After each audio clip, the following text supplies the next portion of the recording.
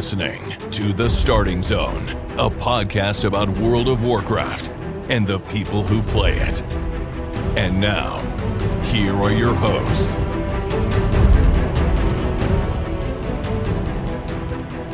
Well, hello and welcome to The Starting Zone, the podcast about World of Warcraft and the people who play it. Today is January 18th, 2023, and my name is Spencer Downey. Thank you so much for listening and subscribing to the podcast. I'm joined today, as always, by my co-host, Jason Lucas. Jason, how are you doing this interesting Wednesday morning? Spencer, hello. We are just checking off the list of different days to record shows on, as always. So, our schedule's a bit all over the place, but I'm doing good. I'm glad we're finally back on the air. We got some stuff to talk about this week. We got a new LFR wing. It's our last week of 10.0.2 or whatever this patch designation is. It's our last week without Inspiration Catalyst. So, I feel like the initial launch and ramp up of Dragonflight has been fun and exciting, but we got a whole bunch more stuff just around the corner. So that's awesome. I think it's time for, stuff like Catalyst and whatever to come in, but we got one more week of kind of just, content unlocking with LFR and everything and just kind of settling in. So here we are. Yeah, man, oh man.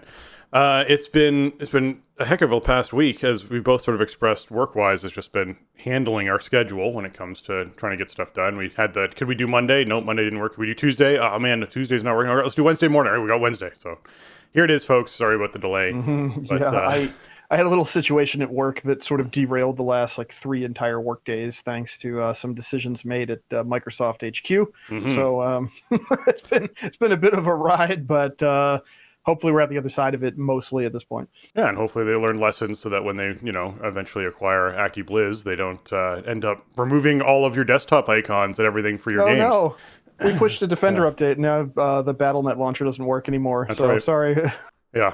Ugh. All right. Anyways, moving on from horrible thoughts of things. Jason, before we dive into any World of Warcraft stuff, is there any ABK stuff you want to chat about? Oh, there's just a little, and it's really going to shock you. Was it last week we were talking about Proletariat, right? Which is the studio in Boston that made that game Spellbreak that was acquired by Blizzard outright over the summer and has been assigned to work on World of Warcraft. They had a broad-based coalition of employees from across different disciplines. A supermajority of employees disclosed their intent to unionize. And we were saying, it would be great if the company would voluntarily recognize the union and just, cut the nonsense. Yeah. But we know they're not going to, because that's not how Activision Blizzard has functioned.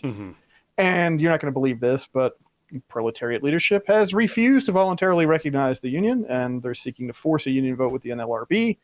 Which is even funnier because the company is called Proletariat. So you have to appreciate the irony here.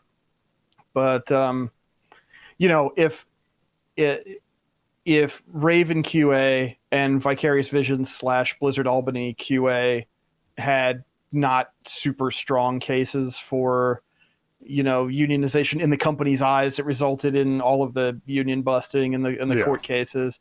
Proletariat's case is even stronger because it doesn't even fall into the categories that Activision Blizzard was contesting with the QA departments unionizing. So I feel like this is pointless on the company's part, because the NLRB is going to side with the employees and allow them to take a vote to unionize. Would be my prediction based on recent history. So I don't know why they're doing this, this song and dance to try to delay it. But anyway, that's what's going on with that. Well, I want to hop in here for a second, because I do want to draw on your irony point, because it's so deliciously tasty. Proletariat, for those who aren't as up to the lingo or not on things, I had to Google it at one point, means workers or working class people regarded collectively, as in the collective group. So the name of the company is literally working class people. And when the working class people collectively try to actually get together to form a union, the company says no. You almost can't even make it up. It's just too comical. Yeah.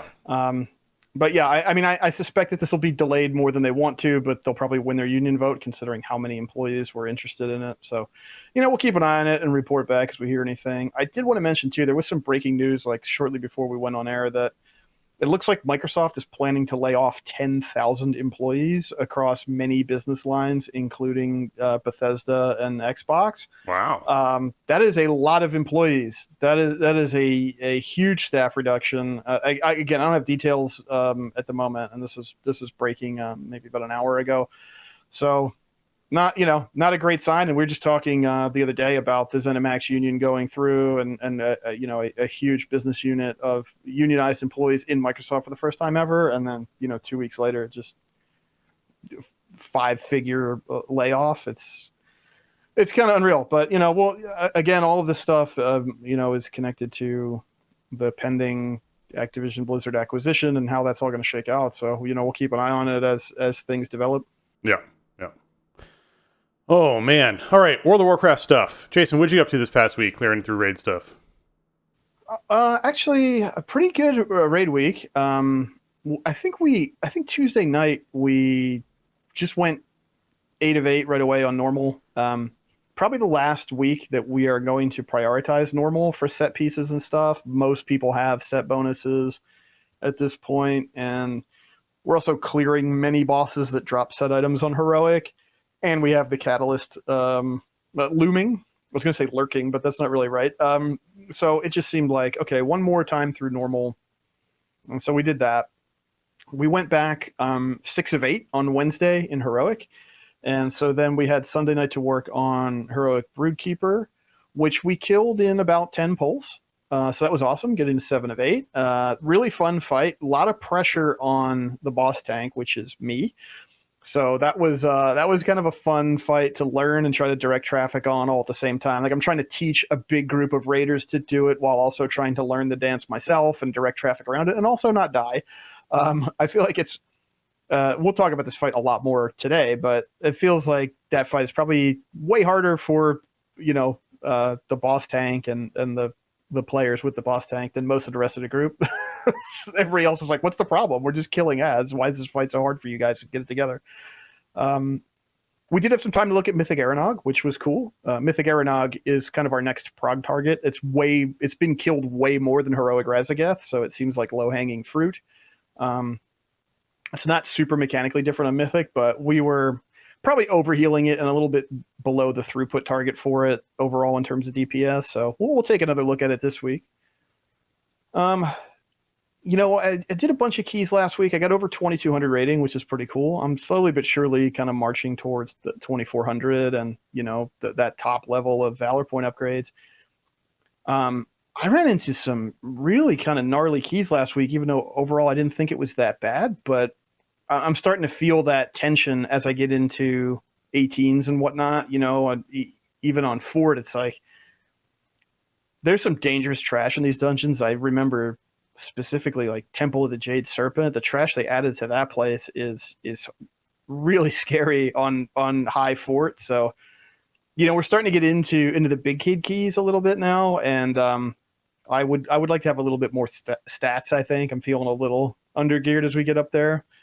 But speaking of gear, I got enough blacksmithing skill and knowledge points in my various specs to be able to get my crafted shield up to 418 item level, which is amazing because a shield, like for me, for my spec, is a very important piece of my kit.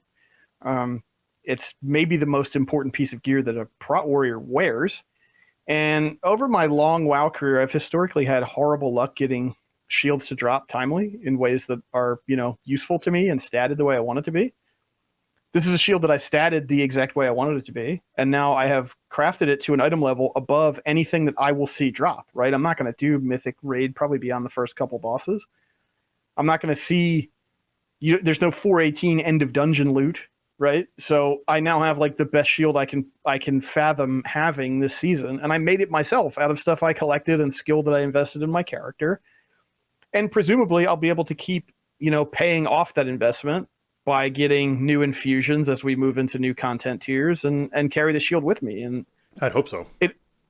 Like that would be reasonable, right? Yeah. I think that's kind of the expectation that we have is we'll get new infusions and be able to get our crafted stuff to higher item level. And it almost feels like having an artifact in some ways, right? Like I have this piece of gear that's just with me and that I've upgraded all the way from I don't know what my initial craft was at, sub 400 all the way up to 418 now. I think there's obviously some issues broadly with the crafting revamp because it's so grindy. It takes so long. There's no catch up. It can be very punishing if you get a late start or you need to switch or whatever. But the payoffs are really strong. The crafted items are so cool. The embellishments, all the different stuff that you can get, your lariats and your unstable frostfires and all that stuff, and just getting like mega powerful high item level stuff. I think that's the stuff that pays off the whole system and justifies it. And any other stuff can be tweaked, and we can get catch-up mechanics, or they can like maybe loosen the restrictions on how much knowledge you can get or whatever. That's all stuff that needs to be tuned. But the core element of like, my character does this job, I invest time in it, and I develop skill at it, and then my payoff is awesome items for me and the people that I play with and other people on my server who want to pay me money for it. Like, that's amazing. So I've really been enjoying that the last couple of weeks because I've seen big payoffs from it. So yeah, it feels great. My gear's in a pretty good spot at this point. I just kind of need, the only thing I really need at this point is the Valor cap to come off, because I want to do like 8+ dungeons a week, but after dungeon number 4, you don't get any Valor anymore. And I got a lot of items to upgrade, so no word on whether or not that's going away as we record this. At some point they're going to take the cap off, right? We just don't know when, and I think it's time. Yeah, I'm with you on the crafted items though. Like, the crafted items to me are something I've been asking for a long time. It's been one of my complaints, I think, for 3 expansions now while I've been doing the show, is that crafting just dies off. Like, it in the first 2 to 3 weeks, it's super exciting.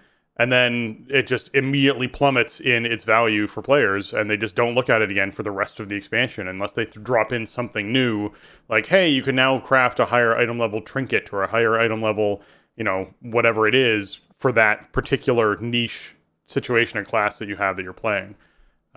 Whereas inside this case, you actually have the potential, as you've talked about, which is what I think they're doing, so it would make no sense not to carry an item that you made in the first 3 weeks or 2 weeks of the expansion coming out through the entire expansion, where you just through the entire expansion make it stronger and better and add on to it and fortify it, and it's a great concept. I'm thrilled about it, so I'm glad that it's going so well. Yeah, I mean, I definitely think it has, at least like I think the important part is paying off that promise and having reasons to care about it. And I think they have those. So the question is, how do you kind of smooth out the experience on the way up? I just hit 100 blacksmithing yesterday because I happened to get lucky with a couple public crafting orders, which were the first 2 public crafting orders I have done all expansions. So, like, obviously with a revamp this big, there's going to be some rough edges. I know it's kind of becoming a hot button topic, I think, over the last couple weeks. Like, people are starting to get real edgy about the crafting system, and I agree that there's stuff they need to fix and rough edges on the experience they need to smooth down. But like, when you have, a group of players like my guild, for example, where everybody is contributing to this like social project of gearing up and progressing through the raid, it's like everybody sort of has their own niche of stuff they can craft, and everybody's helping each other out to get these cool items. Like,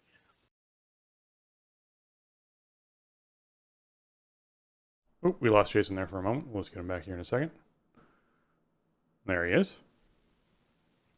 Oh, here I am. Yeah, weird. I don't know. I heard Discord beeping at me. Yeah, it apparently just dropped you for a moment, but you're back. Okay. I don't know where it cut me off. So. Well, let's hop in at. What's a good point? Well, just continue on from where you were hopping in. Start that over again if you want. Okay. Shit, I don't remember what we were saying.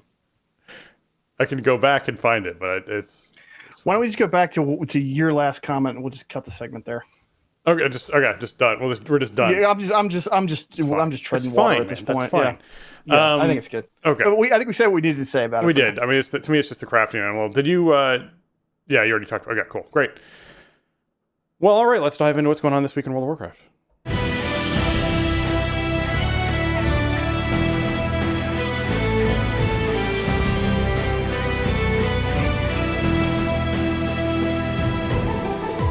All right, this week is the World Quest bonus event where the sign of the emissary buff is up, reputation gains from World Quests, and rewards are increased by 50%. And there's also a quest to complete 10, and if you finish 10 of those World Quests, you get the 2,500 rep to the major faction of your choice. This is always a very juicy week for people who are trying to catch up on rep. It's just so much passive rep that it's amazing. So take full advantage of this. It's wonderful. Yeah, like this, man, this event, this is one of the ones that, like, when this comes around late in the season or late in the expansion, we're just like, okay, who cares? Don't even bother with this. But this week, it's a free renown rank for any faction you want, right? Yeah. Also, just jumping ahead a tiny bit, aiding the Accord this week is 3K rep and complete 5 world quests. So highly synergistic with the weekly bonus event, right? Well, you got to do the world quests anyway. Do 10 of them. You get a ton of rep and you get all of your stuff done. The other cool thing is I'm almost done with renown rep now. I have a couple 100 points left I need for Iskara Tuskar, and I'm done.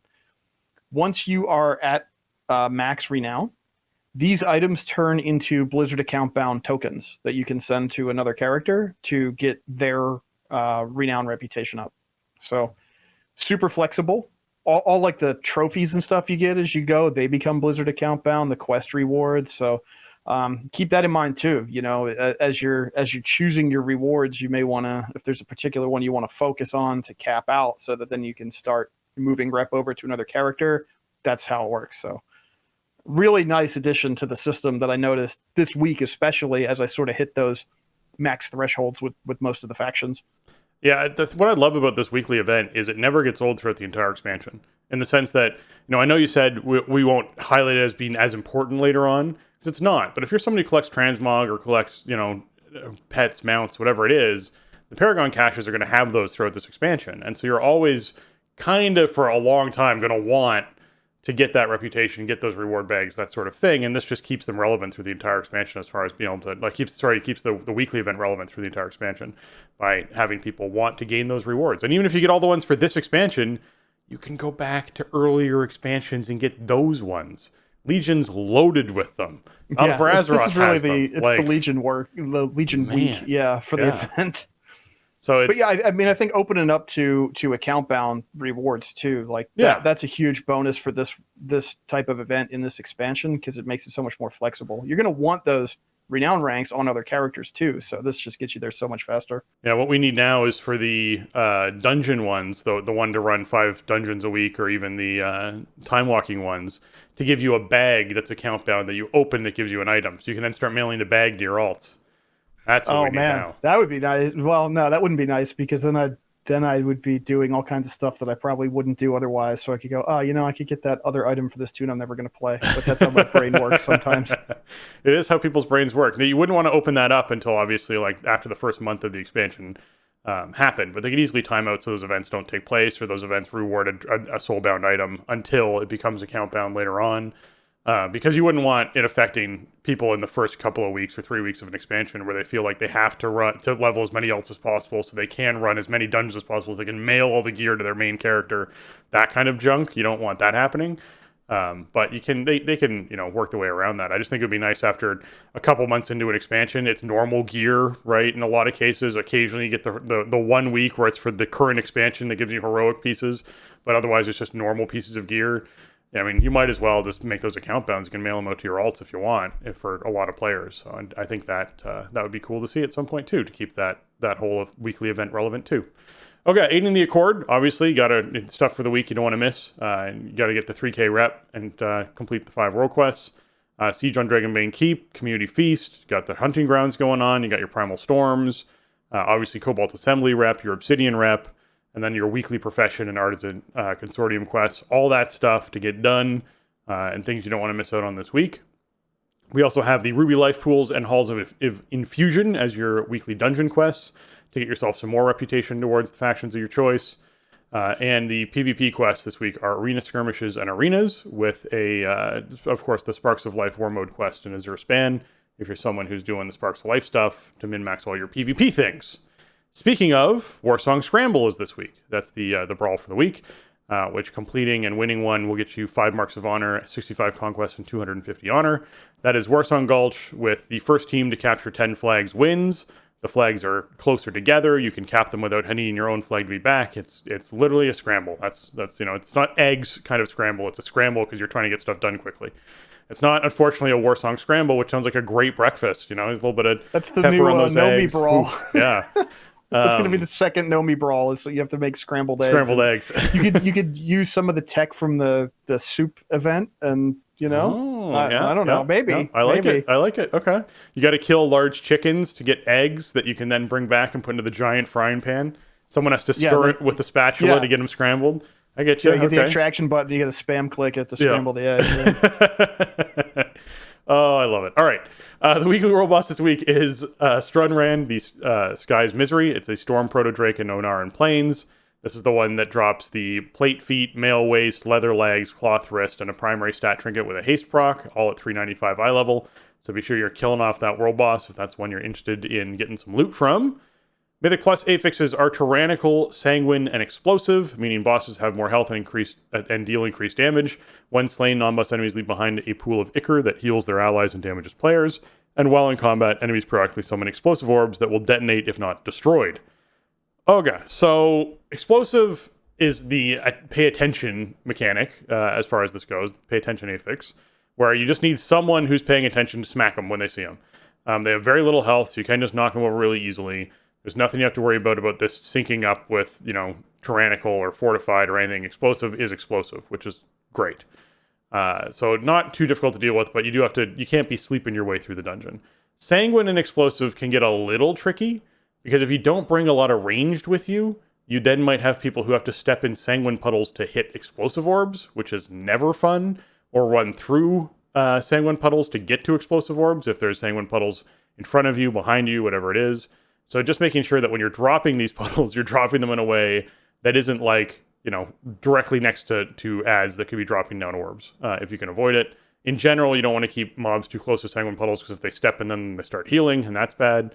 So you want to be sure you have your knockbacks and your stuns and that sort of thing all in place to help with those Sanguine puddles. Often it's good to sort of pull a bunch of enemies back towards your group and then walk them towards the next pack as you kill them. So you're dropping all the puddles behind your progression, not ahead of you.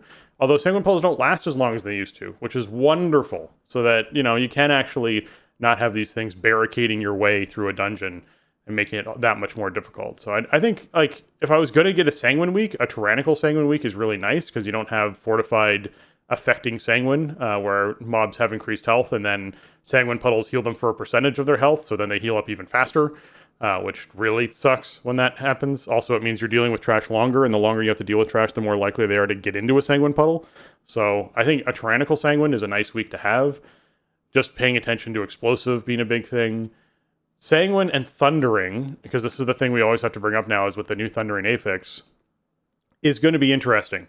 Because if you're in a room where you have limited your space by dropping a bunch of Sanguine puddles, and you're trying to find your buddy, you might have people running over Sanguine puddles to find their buddies, which can make their health drop a bit. Which makes me happy that this isn't like a Grievous week or something of the sort, where you're dealing with Sanguine Grievous and having people's health drop all the time and trying to keep them alive while they try and find their buddies, because they're trying to make Thundering last as long as possible. So, yeah, we'll see how this week goes. But overall, I think this is a decent Tyrannical week, because as long as you're poking the explosive orbs when you see them, bosses don't really have a Sanguine thing that kicks in for them all that much.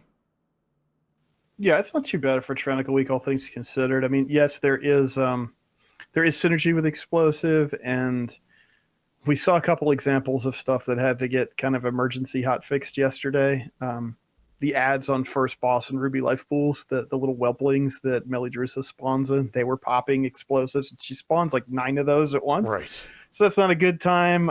First boss in Azure Vault, the tree boss that spawns the lashers, they were popping explosives. Like, that can be really disruptive. It's one thing if there's an explosive somewhere near the boss, like, okay, that's no problem. But yeah, so there might be some more of these kind of edge cases that need to get fixed, but overall, it's a pretty good week. I will say, man, some of these Tyrannical bosses, as now, like, my team is getting a bit higher up the ranks, like, some of these bosses feel pretty terrible still, and we're seeing a lot of we're still seeing a lot of dungeon tuning going on, and which is great because I think it's probably necessary.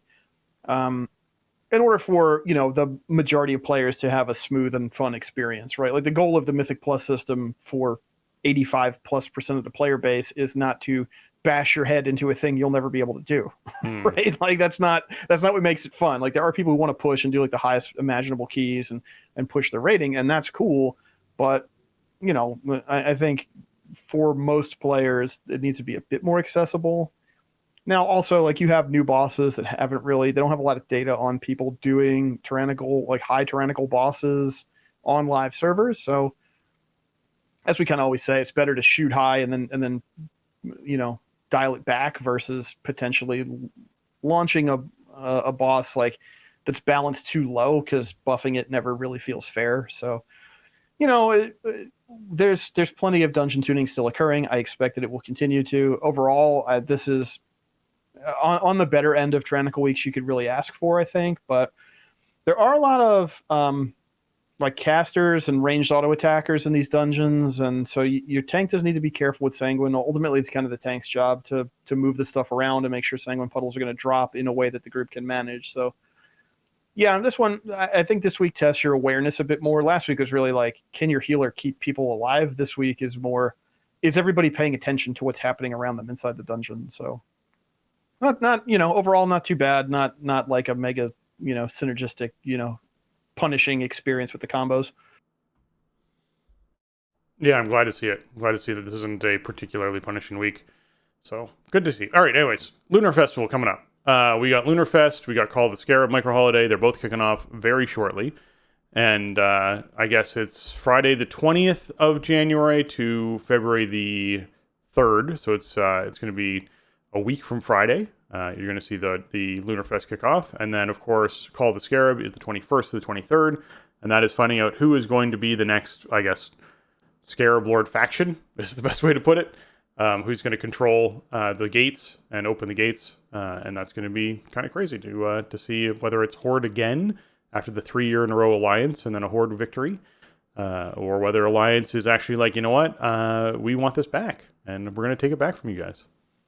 Yeah, I think it might be an Alliance year, and I say that because there's too much stuff going on in the game. Yeah. I feel like when the game is busy, like obviously in NA, most players who are really engaged are Horde, right? And those engaged players are going to be very busy doing stuff that isn't Call of the Scarab, which may mean that Alliance players who, even though it's like similar population overall, Alliance players tend to be at lower levels of engagement or like, below that kind of like max skill level. They might be more interested in doing something like Call of the Scarab. So we'll see. It's fun. It's a fun throwback to Gates of AQ. It means nothing ultimately, but it's kind of fun. And one thing about Lunar Festival, I forgot to update the note. I think they pushed the start date of this back to the 24th. Oh yeah. So we'll report back more next week, I guess. But there was some announcement that they were changing the timing on this for some reason. So if you're looking for Lunar Fest on Friday this week and it hasn't started yet, that might be why. So hopefully the in-game calendar will be up to date. Oh, I'm wondering if they're adding new things and they need a little while to get stuff in place. Yeah, I think there might be Dragon Isles Elders, maybe. Yeah. So yeah, we'll keep an eye on that. The good thing about Lunar Fest is it is one of the longer holidays, so we'll have plenty of time to check it out for next time. Yeah. All right, hot fixes for the week that we want to go over. In Dragon Riding, they rebalanced Dragon Rider's cultivation, increasing the amount to 400% from 10%, and reducing the duration to 3 seconds from 10 seconds. This should provide more of a bonus for those that like to gather on the go. Wow, that's a dramatic shift. Let me tell you how much better it is this way, right? Because a lot of times, right, when you're out collecting, like I just use Dragon Rider's cultivation all the time. I'm not stopping to fight stuff normally, right? Like if I'm stopping to pick stuff up. So the way this used to work was, okay, you pick up a mining node, and now you have 10% increased vigor recharge for 10 seconds. Like, okay, I don't want to wait 10 seconds to go to the next thing, right? I want to go now. So now you can do that. Like overall, this is it's a huge quality of life upgrade. And if you grab a lot of times the nodes are in clusters and stuff. So if you grab 2 or 3 of them and you just get this procking, every 3 seconds, like suddenly get a full bar of vigor and you're off to the next thing. So awesome. This feels like a huge bonus compared to the way it was before. Yeah. We also saw some nerfs to Ruby Life pools. Meldrissa Chillwarn, they reduced the damage of triggering a Hail Bomb by 40%. Also, they reduced the party-wide AoE damage on the initial cast of Hail Bombs by 66%. They say the initial on-cast hit from Hail Bombs was never intended to be a large source of damage, and when scaled up on Mythic Plus, it is contributing more to damage dealt than we'd like. So we're reining it is what they mean to say. So they're reining it in to give healers more breathing room to recover from Meldrissa's other abilities. So glad to see some shifts on this. It is interesting to know, fight design-wise, that wasn't intended to be a large, impactful ability. Their intention didn't really come true. Yeah. I still feel like this is not sour grapes. I still feel like Meldrissa is overtuned. She's got a lot of health, and this stuff still hurts really bad. It was just mind blowing before these nerfs. I did a Tyrannical 16 last night, and with a pretty decent group, and Meldrissa still felt harder than I feel like most bosses in the pool are. Right. So wouldn't be surprised if we have more Ruby Life pools changes to talk about in the coming weeks and months. No. Kokia Blazehoof, they also reduced the damage of Searing Wounds by 25%, and they reduced the damage of Scorched Earth by 25%. So overall, you should feel like Ruby Life pools does feel a little bit better. And that Searing Wounds, that's the tank dot. It's a bleed. It sounds like it should be like a fire dot, which you'd be able to mitigate through stuff that mitigates magic damage, But no, it's a bleed, which means almost nobody can do almost anything about it. And it was hurting pretty bad. So this feels a bit better, coming more in line, since there are ways that you can mitigate it, obviously, but you either need to have made a meta choice around your character's identity in order to deal with this, or there's some talents that are very expensive to take that you can use to counteract it one time during the fight. But Searing Wounds was a little gnarly. It's still not my favorite thing. I really don't like when a boss makes me bleed, but I'm glad to see this come through last week. I think it was necessary. Over in Temple of Jade Serpent, Lorewalker Stone Step got some nerfs. The intensity damage was decreased by 40%, and agony damage was decreased by 40%. So just keeping that in mind, as well as they fixed an issue causing the healing bonus from Feeling of Superiority to increase per stack, which fixed an issue causing Feeling of Superiority to be able to spread to multiple targets. So they are lowering the damage output of Peril and Strife to account for fixing a bug that was causing the healing increase of Feeling of Superiority to increase per stack. So they're messing around with some things to make mechanics work better, but overall the intensity damage and agony damage went down, which will make Lorewalker easier to do on your group. Yeah, I didn't feel like this particular fight felt too bad, but it feels like this smooths us out a lot. And again, as more and more people are pushing into higher and higher tyrannical keys, stuff like that is where you really see the problem. So this was kind of an interesting change for me, because I just haven't personally had the experience where it was like, man, that Lorewalker Stone Step encounter was really terrible. I just didn't run into that at this point. But if you're trying to get 2400, you're trying to get teleports, whatever, you're gonna have to. All the stuff is gonna hurt. So when you see these kind of nerfs, I mean, it's like a bug fix that necessitates a tuning change.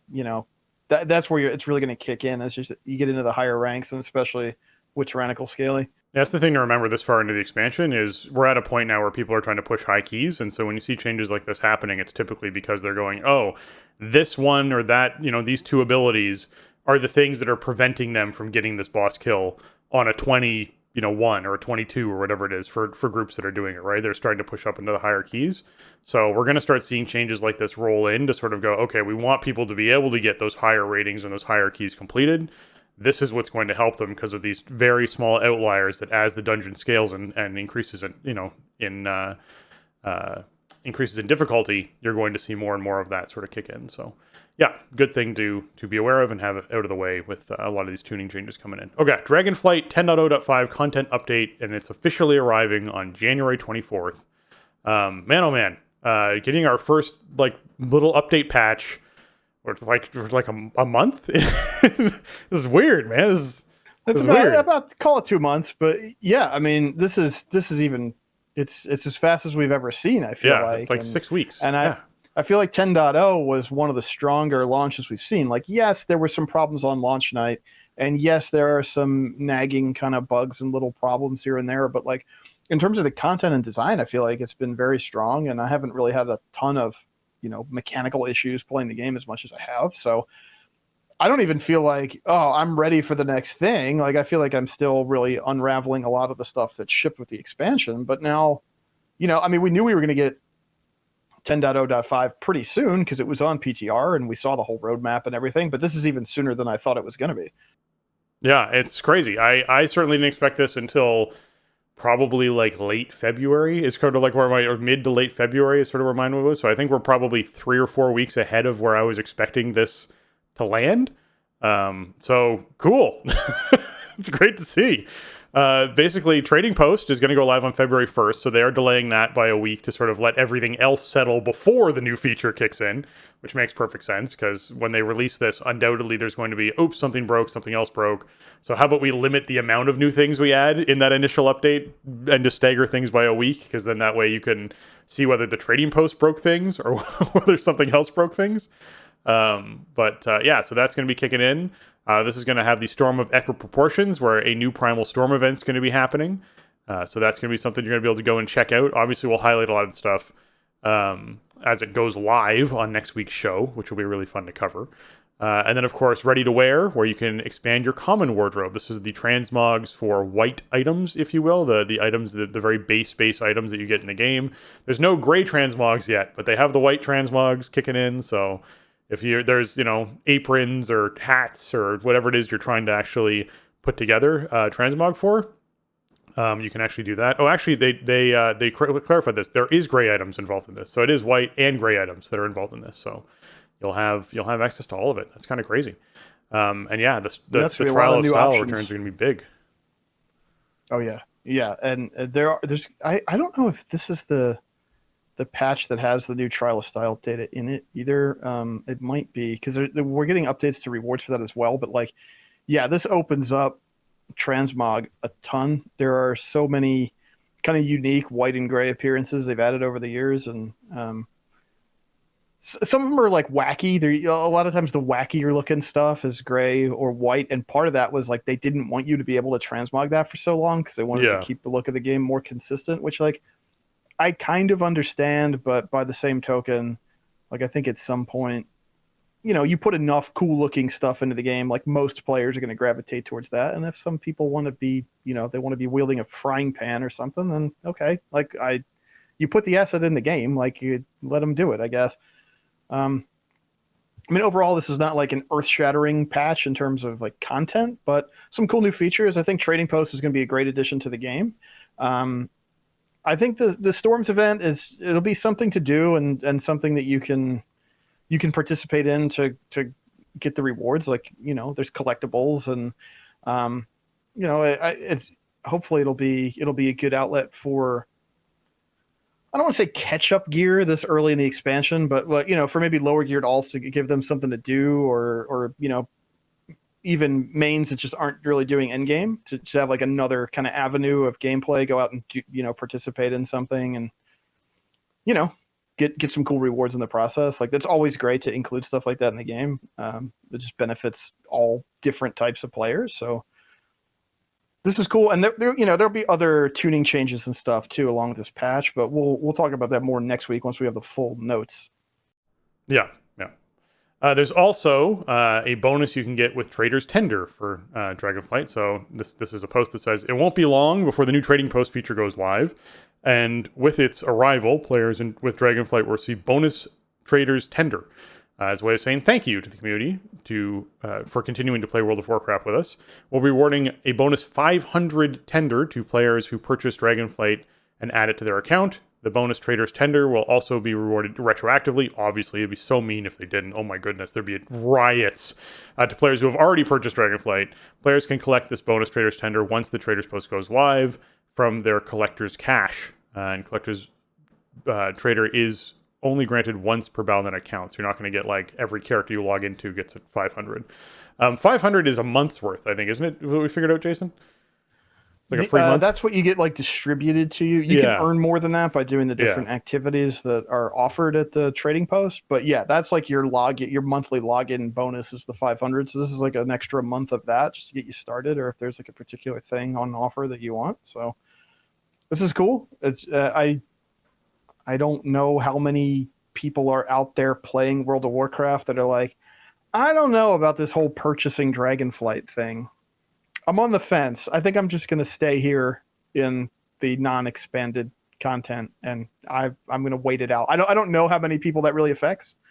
I would say Dragonflight's probably a good purchase if you like World of Warcraft. I feel confident in saying that at this point, about almost 2 months in, that if you like World of Warcraft, you'll probably like Dragonflight. So if you've been on the fence, you might want to buy a license, and then you'll get some extra tender in a couple weeks when we get the trading post.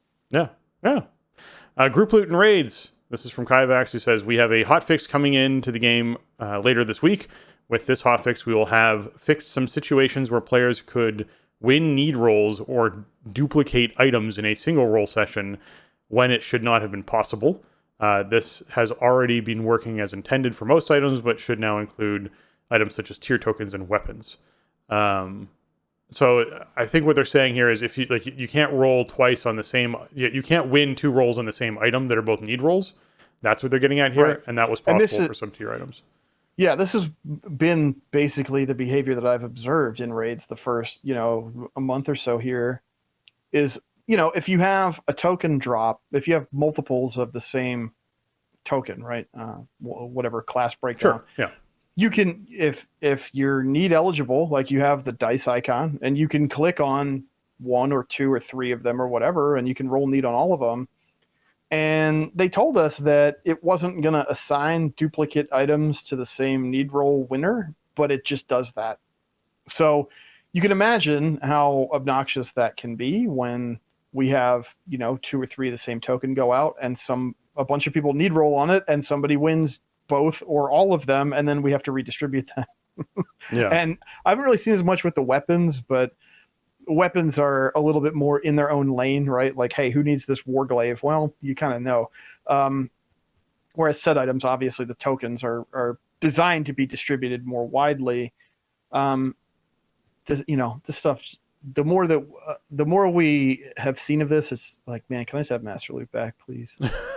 Like, really, group loot, I like it better than where we were because it is way more flexible, but we are having to sort of work around the fact that Master Loot doesn't exist because of stuff like this, right? Like, okay, well, I won all 3 tokens. Who else needed them? Oh, what were the highest other rolls? But you have individual rolls on each individual tokens. Yeah. Like, everybody just re-roll, I guess. Like, you know what I mean? This is all stuff that if they would just give us Master Loot back, like a guild group where there are social stakes and people are committed to helping each other progress through the game, we could just distribute the loot more efficiently. But I mean, at least this hotfix hasn't been published yet as we record.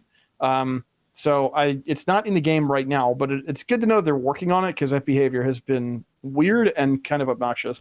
It'd be neat if there was a way for players, as long as this isn't something that something you can turn off and not see, or if you want to, or whatever it is, to generate a roll window, in a sense. So if a piece of loot dropped and everyone rolled greed and I got it, and then someone went, ooh, actually I really want that, and someone else went, yeah, you know what, if you're not going to use it, I kind of want it too.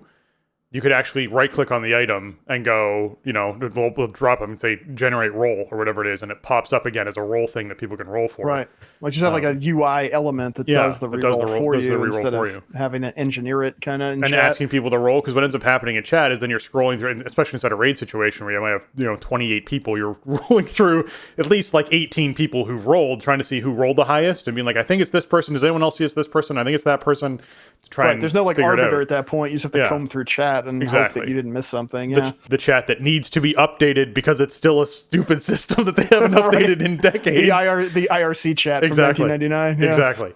So I would love if there was a way to generate a roll window for items. I think that'd be very cool to be able to do. I know there's some add-ons out there that sort of have their own window that you can sort of force a decision to be made in, but I would prefer there to be an actual in-game element that just generates one of those rolls, and people can roll off items. And if you roll it off and it's, need or whatever it is, that item is then taken from your inventory and given to them if that's something you're doing, right? There's a confirmation and it actually trades it to that person, as opposed to having to then go, so-and-so won, and then you have to go and find them and trade it to them. It'd be nice. Right, and I think that's the part where we need Blizzard support for that, because there's no way an add-on would be able to do that. But exactly. Yeah, like I feel like they're spending a lot of time reinventing the wheel here. Yeah, it's true. Yeah, Master Looter was fine. It had its issues certainly, but if your group deigned to use it, if it was the loot system that you wanted, it was fine. And now we're trying to have this group loot need greed system that like emulates some rules that would make sense about the way you would master loot stuff, but it's trying to outsmart you sometimes, and then it like outsmarts itself, and then it doesn't behave properly. I don't know. I feel like my hope is that this sort of reintroduction of group loot and raids is just the prelude to, hey, actually master loot's back too. Yeah. Now that we've seen it in practice and we hear your concerns and we see our tech issues, now you can just do whatever you want with your loot. Like, that'd be awesome. Yeah. They also made it so that this is coming in 10.0.5, so it's coming next week. Players can no longer roll need on any profession recipe that they've already learned. So you're not going to be needing on things you already know, which is great because it stops people from having to go into their profession tab and see if they already know it when the thing pops up. Because your first inclination is, I better roll need because I might need that. I'm not sure. I might have not learned it yet. Whereas in this case, it's not highlighted as need, which means I know it. So. Yeah. Or it's BOE, and you're like, I need 500,000 gold from auctioning this. So, yeah. Although it doesn't really stop people from doing that because you can need roll it, and then you can throw it up in the auction house, and then need roll it again and throw it up in the auction house and never learn it, right? Like that's entirely a possibility still. It's just more of for me, it's the quality of life of going, I can't remember if I know this yet, and as opposed to having to open up my profession tab and search for it to see if I know it before I decide on a roll. When you're sort of trucking along and moving through things, in this case, at least you can, actually just go, oh, I know it already because it's there. I'll just, greed it and see what happens. Because when it comes down to it, selling it for gold is greed. Let's just be clear. It's not a need situation. That would be a greed usage of a recipe. Yes, it would. So they also made it so that players can no longer unconditionally roll need on one-handed weapons or two-handed weapons inside the cases of Fury Warriors. The system will now thoroughly identify if you can dual wield the weapon in question based on your loot spec. If you can, and you already have two versions of it, at least as powerful as the item being rolled for, you can't need on the item. So if you're someone who has two really nice swords that you already use and another really nice axe drops, it might not let you roll need on that axe because the two swords you have are of equivalent value. That's really what they're getting at here. It's just finding a way to sort of spread around the love a little bit with the weapons, it seems. Now, bearing that in mind, this is again a system where for a lot of raid teams, people will be then trying to figure out how to trade these items out anyways, because they're going to be distributing things like this, because it might be a case where, hey, you know what, yes, you have those two swords, but they're so poorly statted, or they're one of those ones that have no stats on them, and they have some sort of weird proc that happens every now and then, and the secondary stats are just so much better to have that you really want that axe. And so, raid teams will sort out that end of it, but it helps the people who are sort of out there doing LFR or normals or whatever it is that they're hopping into. Yeah, I think these are good changes overall to the system. I just think they don't go far enough, I guess is really how I would sum it up. Like, these are good, especially if you're in, more of an ad hoc group, if you're pugging, if you have pugs, and along with a collection of, set players in an existing group. These are good changes. It helps make the thing, the rules around rolling for loot be more fair. It addresses some bugs that I have experienced. But I don't think that group loot is the appropriate situation or like solution for every group to use. So, work in progress, just like most other things with this game. But it is nice to see these are good changes. I mean, I can't add, just because they don't address like my particular gripes directly. Like, these are good changes to the system. I would just like to see them go farther with it. Indeed. But we have more to talk about. We have the third wing of Vault of the Incarnates to chat about here. The final wing with Broodkeeper Dermna, and we got Raszageth. And it's just the two bosses, that last wing. Whew. All right, so Broodkeeper Diurna is the fierce guardian of the Primalist Clutch Warden. In other words, she guards all the eggs. She devotes her considerate strength to protect the unhatched and seeks vengeance for the one she lost. Yeah, I mean, this reminds me way back at, beginning of BWL, where you had the egg fight, the egg room fight. And I go, you know what? Dragonflights have gotten smarter. They no longer put their egg rooms at the front of these places where everyone arrives. They've moved them farther back to try and protect them a little more. So why don't you run us through the room and then some tank stuff about Broodkeeper Diurna? Yeah, there are definitely some like Blackwing Lair vibes overall throughout this raid, I think, and yeah, definitely on this fight.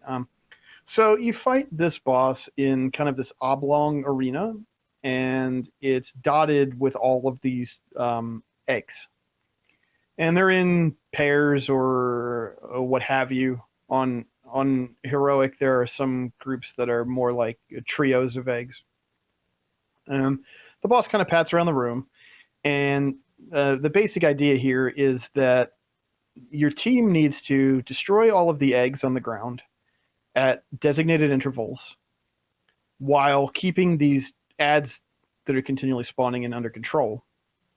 And then once all the eggs are destroyed, then everybody teams up to defeat what's left of the boss. That's the basic idea of the fight. So let's talk specifically about a couple of these effects. The first thing you got to know about is called Broodkeeper's Bond, which is a buff that Broodkeeper Diurna has. And what it does is it links her life essence to the unhatched eggs, preventing all damage below 2% remaining health. And it stacks for each intact egg in the room. So I don't know exactly how many eggs are in the room. It's somewhere around 25 or something like that.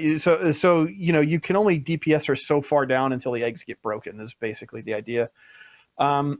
Additionally, the aura increases damage done of nearby allies by 50%, decreases damage taken by 25%, and heals 3% of their total health every second for 5 seconds, and it stacks. So in other words, you need to keep the ads well separated from the boss. Otherwise, they're going to be dangerous and unkillable. So the basic way you want to think about setting up your group for this fight is you have like the boss team and you have the ad team. And the boss team can probably be like a tank, any melee DPS that are particularly good single target, also maybe players that are good with awareness and handling mechanics. And depending on your group size, you probably want a healer or maybe 2 healers keeping an eye on that team. You want another tank and probably prioritize Cleavy or AoE DPS for the ad team because you get a lot of targets.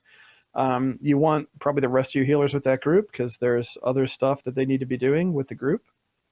And, I don't know if there's an exact science. Like when we started learning it on lower difficulty, it was actually just me, my egg destroying buddy Demon Hunter, and a Resto Druid. And we just went with that until we kind of got the feel for how it all worked and sort of an idea for how the numbers worked. And then, as over attempts and stuff, we started putting more people on the boss the whole time because that just speeds up the fight a lot more. And at the end, it is like a kill or be killed situation. So you want the boss to be low, as low as possible going into the end phase when all the eggs are dead. So you might have to experiment a little bit and see what feels good for your group, and it could vary a bit with group size. Now, you may be wondering, well, okay, you keep talking about the eggs. Like, what do I do? Just run over them or whatever? Do I have to click on them? How do they get destroyed? So every so often on a timer, the boss is going to cast a couple abilities. One of them being Rapid Incubation. And what this does is it infuses the 2 eggs she's closest to, and then they get a little clock, like a timer icon over top of them. You can see which one she's going to do because they get this little magical kind of essence around them, like sort of funneling towards the boss. And so that's how you'll know, like, okay, the next time Rapid Incubation casts, it's going to be these that the timer goes on.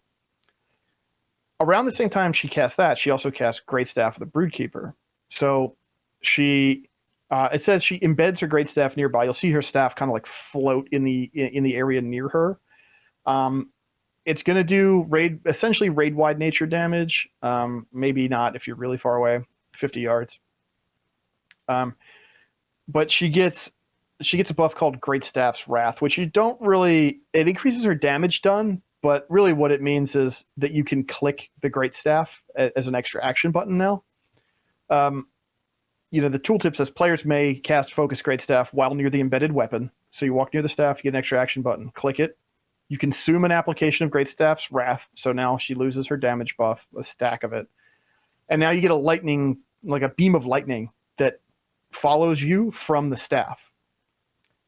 It will deal damage to you. It chases you from the staff. Yeah, it's like, I'm trying to think of another mechanic that's like, it doesn't move at like full player speed. So it's easy to kite it because it's slow, but it will hurt you. It'll hurt any players that come into contact with it.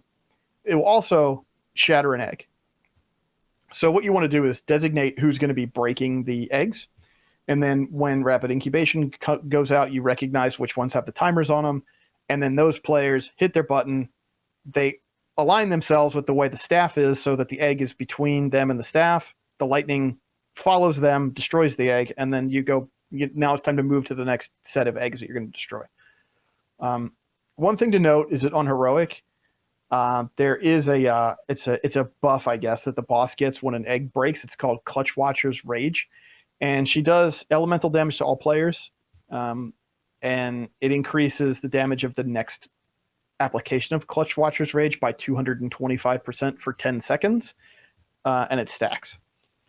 So on Heroic, there are situations too on Heroic where you want to break 3 eggs from one rapid incubation. Only 2 of them will have the timers, but because of the realities of the room, how many eggs you have, how long you have to do the fight, you need to move a little bit more quickly on Heroic.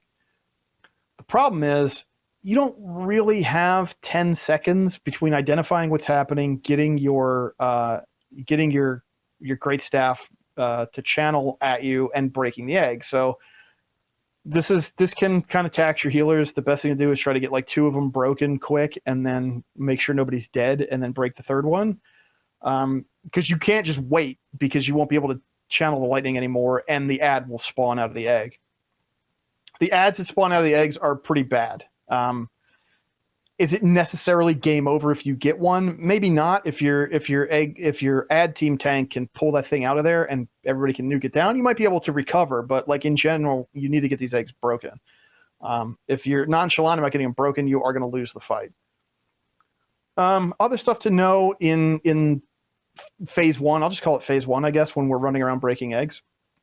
Mortal Stoneclaws is the tank mechanic, and it hurts really bad. And because of the realities of the fight, it's not really realistic to force tank swaps in phase 1, in my opinion, at least on lower difficulties like Heroic and down. You just have to deal with it because it's too much disruption to try to switch this around. It happens too frequently. Basically, what Mortal Stoneclaws does is it's like all of the bad things, right? It's a physical hit and a nature hit. And you get a Mortal Wounds debuff. So healing effects are reduced by 65% for 8 seconds and stacks. And you get a nature damage dot. So Mortal Stoneclaws sucks. If you are tanking the boss and you get hit with Mortal Stoneclaws, hit a button, have some kind of plan for most of these, because it hurts. And keep in mind that after the initial hit, you're taking reduced healing, you're taking the nature dot, so plan accordingly. The other thing the boss does, this impacts the wider group, is Wildfire. 4-yard fire circles. They deal damage around you, and then they explode. On normal and up, they explode. So I think on LFR, like, you just get the 4-yard circle, it does some damage, it goes away. On normal, it does some damage around you, and then it leaves an exploding thing on the ground.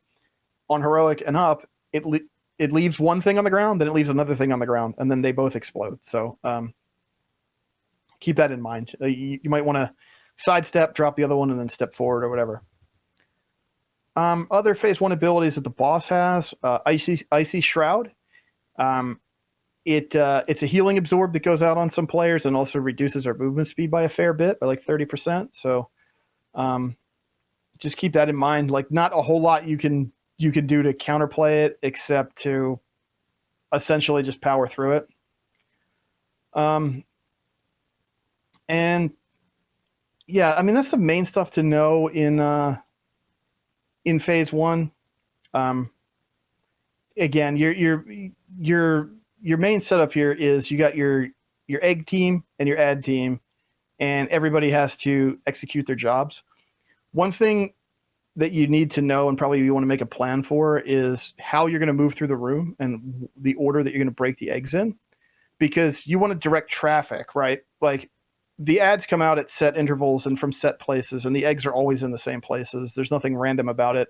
So having a path through the room where you can easily get to the next set of eggs without buffing the ad group's ads is very important. So keep that in mind. Now let's talk about the ads. On normal, the ads are kind of just there. They have stuff, but they're not super dangerous. You just need to make sure that they all die. There's Terrasec Legionnaires, which are just the little lizard guys. They have a physical damage hit. Okay. There are Primeless Mages. They have an Ice Barrage cast. It does frost damage. It leaves a frost dot. I believe this is interruptible. So, you want to try to keep those under control if you can. The Earth Reavers are Terrasec guys, are a little more dangerous. They have an ability called Tremors, and they set off like 5-yard explosions and leave nature dots and stun you. So don't get hit with Tremors. The big problem with these guys on Heroic is called Burrowing Strike, where they charge their current target, they do physical damage, and they reduce the armor of the target by 20% for 10 seconds stacking. So these are very high priority. These are tank wreckers on Heroic, the Terrasec Earth Reavers, so make sure you pay attention to them. Another dangerous mob, especially in Heroic, is called the Dragon Spawn Flamebenders. They have an ability called Flame Sentry, which are like the rotating fire orb things. I think of, what was that boss in Dazar'alor with the it's what the two monks. Yeah, it's. Yeah. I know what you mean. I can't remember the name off the top of my head. What I always harken it back to was Arcane from Diablo 3, where it would put down the little orb with the line that came out of it and rotate in a circle, and you had to dodge the radius. Right? Yeah, similar to that. It's like a spinny fire thing. Yeah. So you don't want to be in the fire, believe it or not. There's a lot of fire mechanics inside the dragon fight, so just keep in mind that you got to dodge the fire mechanics in the dragon fight. Apparently, fire's bad for you in WoW raid fights. I don't know. So watch those. On Heroic, a thing you really need to pay attention to for the ad team is called Cauterizing Flash Flames, which the Flamebenders cast. They erupt. They strike allies and players within 50 yards. So pretty much your entire ad team, and maybe your boss team if you're somebody's close enough. It inflicts 20% of each target's health as fire damage, then heals the target for 200% of the damage done over 9 seconds. So for your team, this is an initial hit of damage that is, it's kind of heavy, but if everybody is out of the danger zone, they'll live. And then over 9 seconds, they'll get a big heal. The problem is, this is also going to apply to all of the ads that you're fighting, but you can purge this stuff off. So that's kind of important. If you can purge it off, awesome.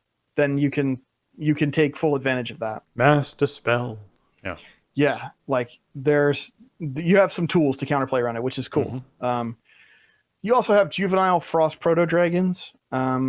They do a thing called Chilling Tantrum, which is going to reduce your movement speed, and it's going to do some damage.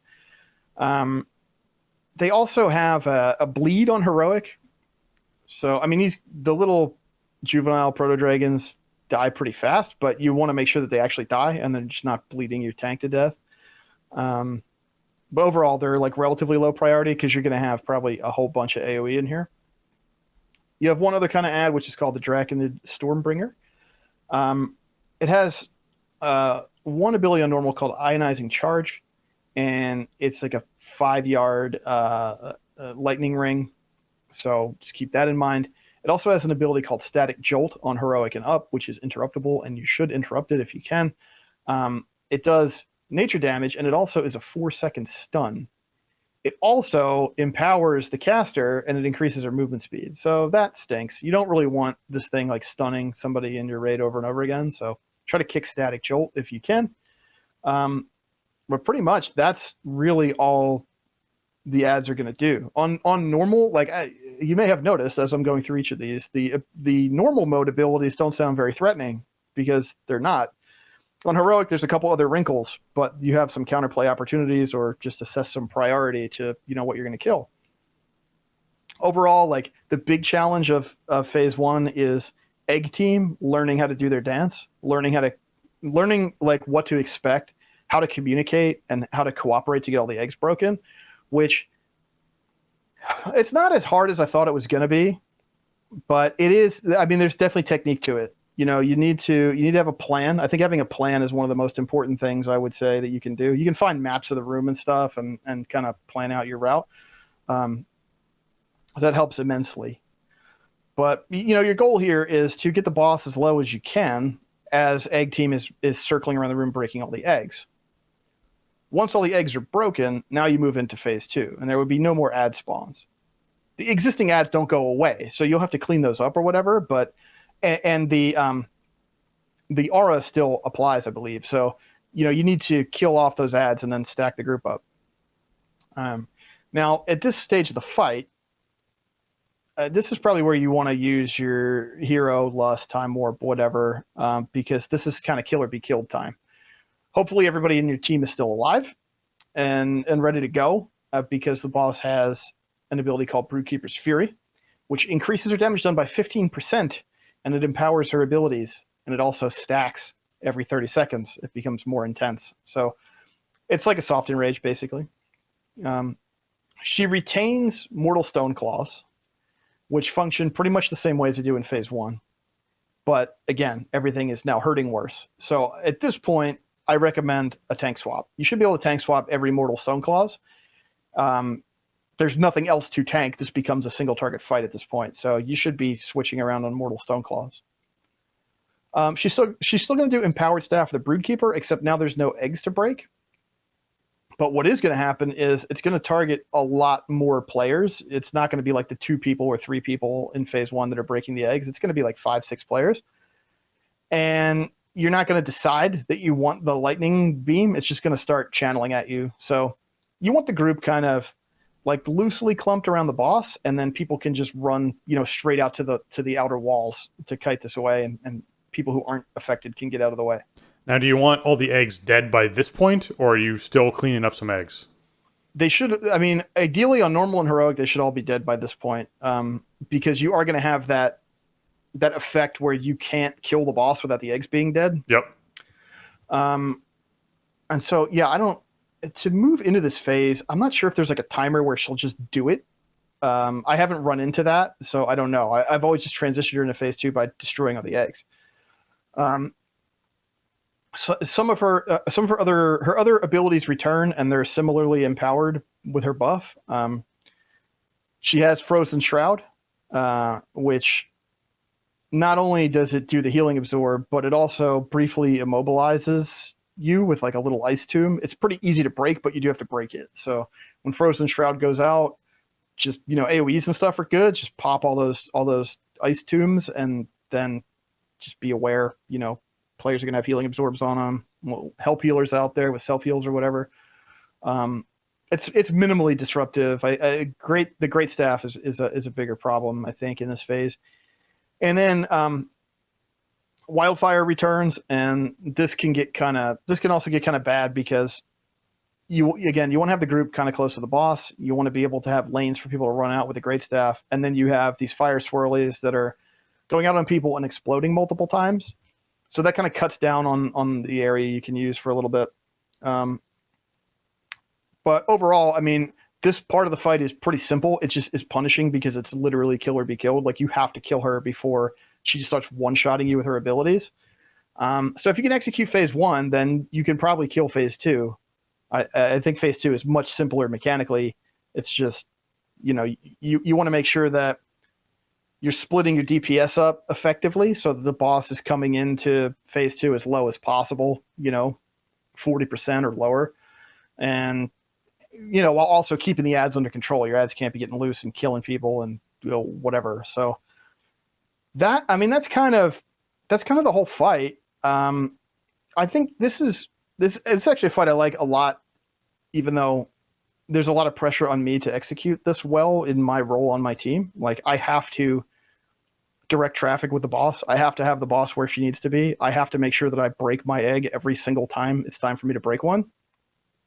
It is a lot of pressure, and I've screwed it up a lot trying to learn it, and I wiped this a few times.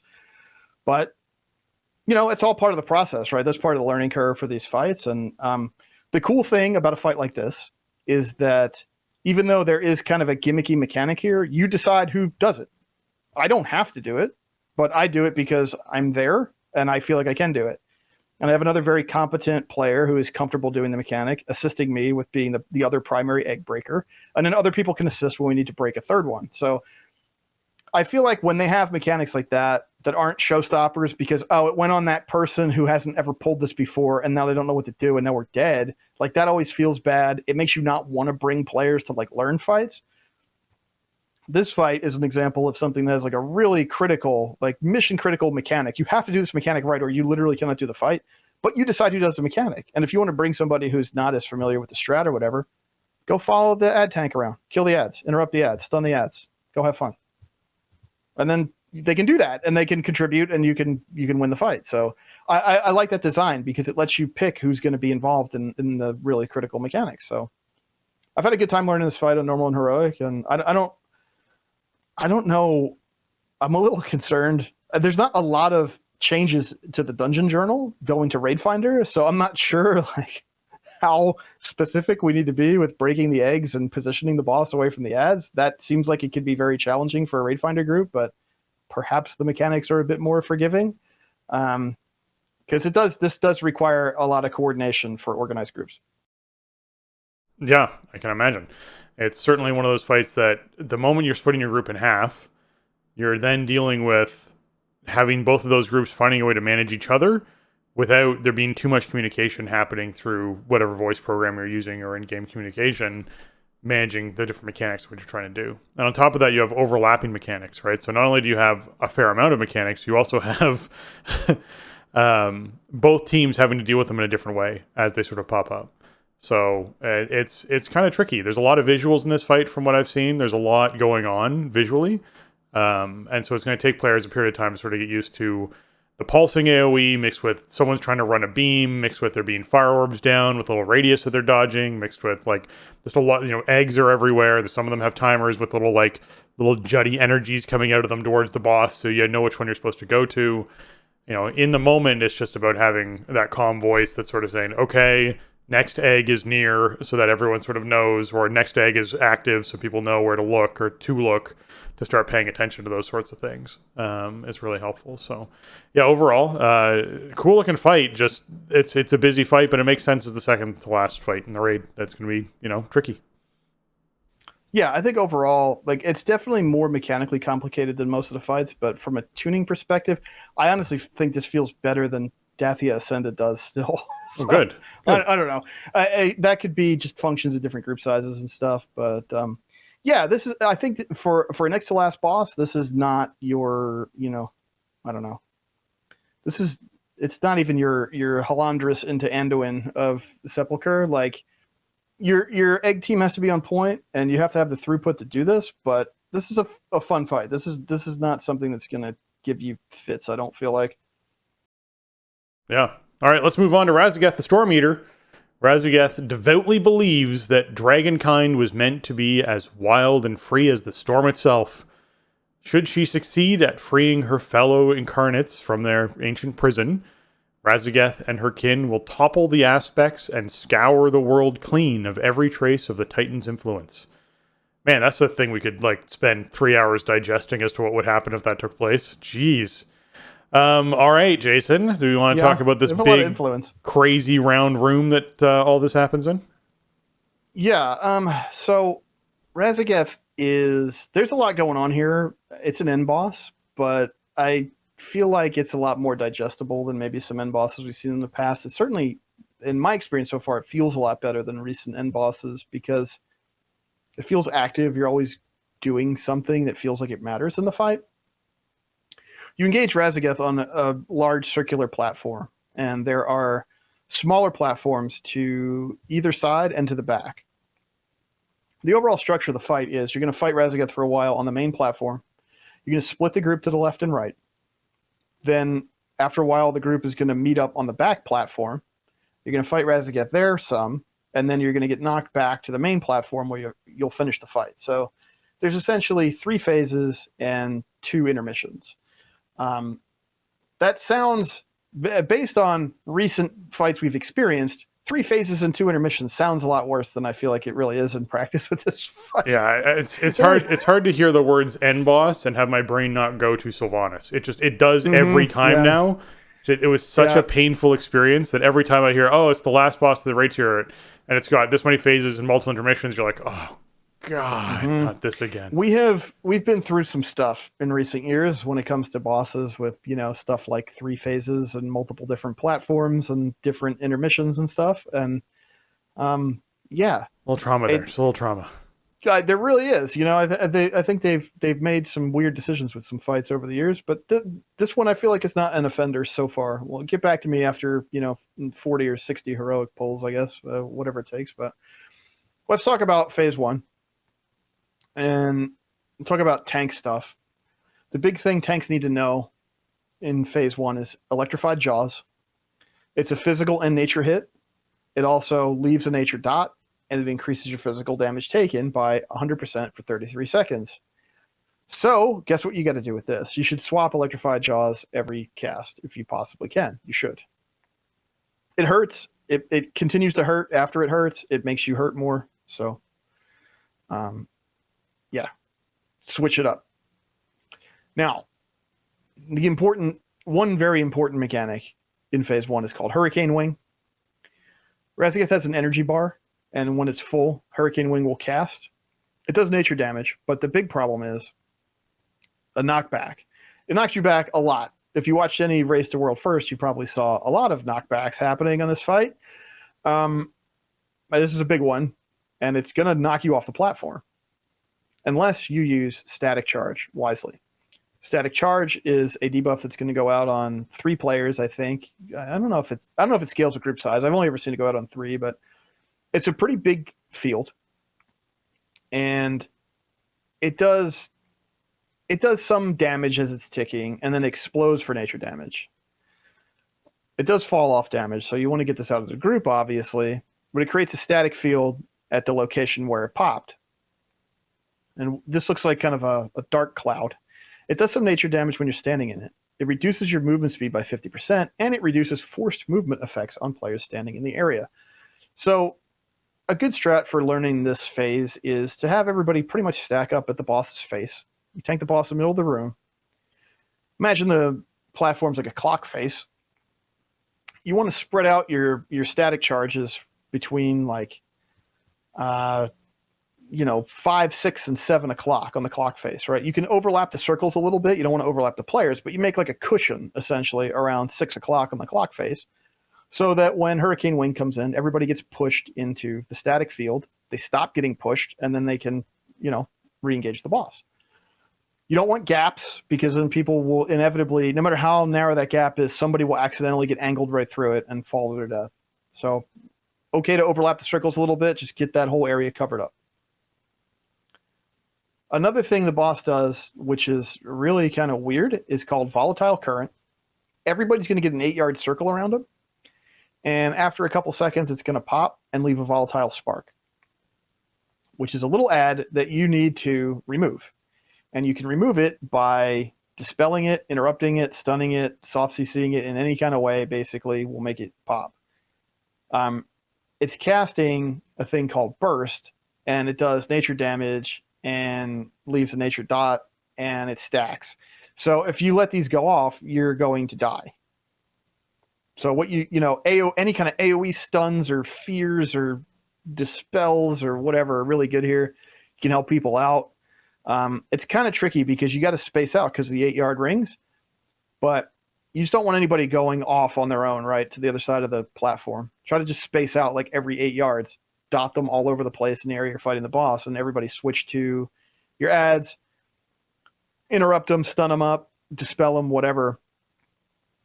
This gets a bit trickier in Heroic because the ads have 4 charges. So that's going to require a lot more coordination and AoEs and stuff. But the basic idea here is fan out 8 yards and then deal with your ad and then keep fighting the boss. The boss also has lightning breath, which is where she breathes lightning, if you can believe that. But it's like a beam attack. She'll face a direction and do a beam attack. It's not just bad breath. It's lightning breath. Okay. Listerine is not going to do anything about this. Good. Yeah. The tricky thing with this is, and I've experienced this a couple times, like you're probably clumped up for a static charge and you want to get your static fields in the right direction and you want everybody going the same way. Lightning breath is probably going to point straight at your group, which means everybody needs to know that it's coming and strafe out of the way or they're going to die. Another thing the boss does is called lightning strikes. These are blue swirlies. They're like 4 yards. Not a big deal. They do damage. They give you a little mini stun. It's like a half-second stun. It's annoying. It stinks. You don't want to get hit with these. But if you have to pick something to stand in, it's probably better than standing in a lightning breath, for example. You're better off getting mini stunned and taking a little damage to get out of a lightning breath. The boss also does electric scales, which there's really no counterplay to. It just does nature damage to all players every 2 seconds. It will hit a few players with an ability called Electric Lash, which leaves a dot. So healers, just be aware, there's just raid-wide damage, even if people are not standing and stuff. So that's phase 1. The basic thing here for learning it is keep that group stacked, in the middle of the clock face, basically. Run out your clouds to 6 o'clock and don't stand in bed. And it's not really that bad to learn if you do it that way. But the mechanics are punishing. If you don't do them right, people are going to die. So keep that in mind. Eventually she's going to fly away. The intermission is going to begin. I don't know if it's like on a strict timer or if there's like a certain health percentage you can push her to that will make her move. But you'll see this vault integrity bar that kind of ticks down and that sort of puts a timer on the phases transitioning. But she's going to fly away and she's going to knock you back to the side platforms. So you want to have a plan for pre-splitting the group. And you want people to be in position to get knocked to the correct platform on the side they're going to. The boss at this point is going to take 99% reduced damage. So you don't really want to attempt to shoot stuff at her. It's a waste of GCDs. She's also going to move a lot, and she moves back and forth between the 2 side platforms, and she does a thing called lightning devastation. She's going to appear at the edge of the platform and face a direction, and she's going to sweep across and breathe lightning in a line. You don't want to be in this line. It hurts. On normal, at least, it won't kill you outright, but you don't want to be in it. Like, it hurts pretty bad. Like with most dragons, this means you also have to track where she is in the room. Mm-hmm.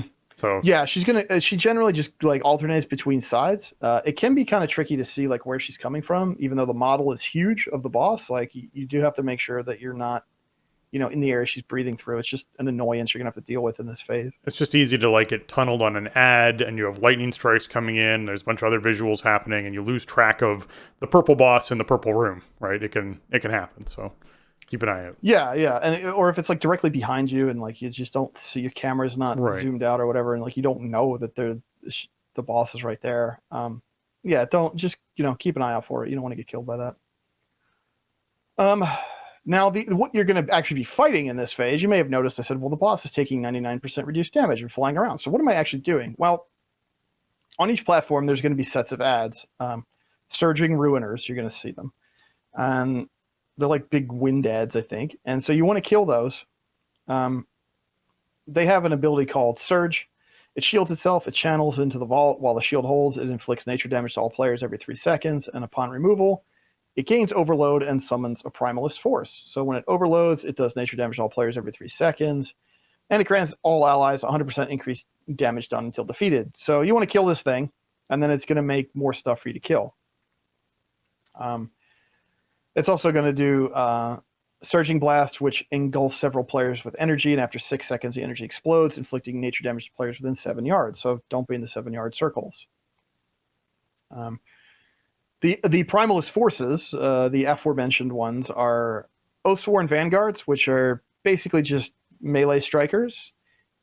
They do 10% increased damage and movement speed with each successful attack. So, again, the theme here is you're on timers, right?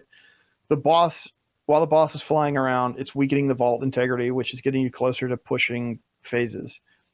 The Surging Ruiners are buffing the stuff around them until they die. The Oathsworn Vanguards are doing more damage per strike. You also have caster ads called Stormseeker Acolytes. These have a Storm Bolt, interrupt it. It does nature damage. You don't want to get hit with it. It also makes them stand still, and you need to move around this platform because the dragon's breathing lightning on you. On Heroic, they get an ability called Ascension, where they, when they get low health, they get 150% increased haste. So you want to hard swap to these and kill them off when they get low health.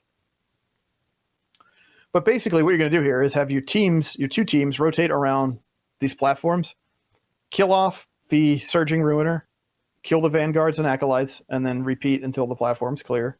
And then there's a little Titan gizmo-looking teleporter that'll take you to the back platform. Once your platforms are clear, hopefully they should be around about the same time. If your split is decent, everybody hit your teleporter, you move on to stage 2. Stage 2, you're going to fight the boss on that back platform. And a bunch of abilities from phase 1 are going to return. Electrified Jaws is still going to happen, so tank swap it. Volatile Current is still going to happen, so fan out 8 yards and deal with your ad. Lightning Strikes is going to return, so don't stand in blue swirlies. Electric Scale is going to return, so heal up the damage.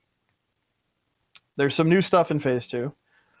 The big one is probably Storm Surge. This you have to pay attention to, or you are never going to clear this fight. This time, when she hits 100 energy, instead of doing the Hurricane Wing, she's going to do Storm Surge.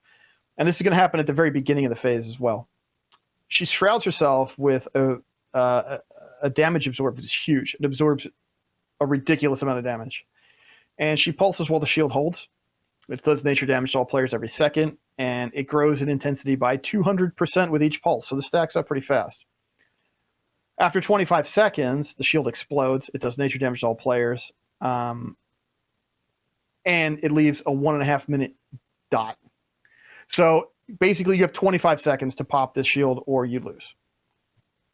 Now, how are you going to do this? The healing absorb is massive. How can you punch through that much of a shield? Well, when that goes out, she's also going to cast a thing called Storm Charge. So every player in the group is going to get either a positive or negative charge.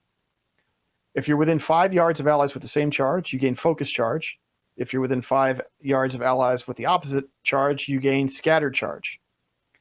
Scattered Charge does nothing, essentially, on normal, but on Heroic and up, it inflicts nature damage to nearby players. So this is your Thaddeus mechanic, right? You want to put like positive on one side and negative on the other side. 5 yards is not a whole huge, amount of space they need to spread out. But when you have Focus Charge, you do 200% increased damage and healing and absorbs 200%.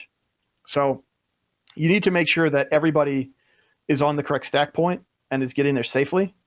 You might want to, direct traffic, like, okay, everybody just moves clockwise until they get to their destination or whatever. Put marks on the ground for people to stack on, what have you, and then stand on your mark and burn. And again, this is going to go out at the very beginning of phase 2, and then every time she hits 100 energy. It's not just going to be a one-time thing. So make sure you're loaded up for when Storm Surge happens, you're ready to pop this bubble.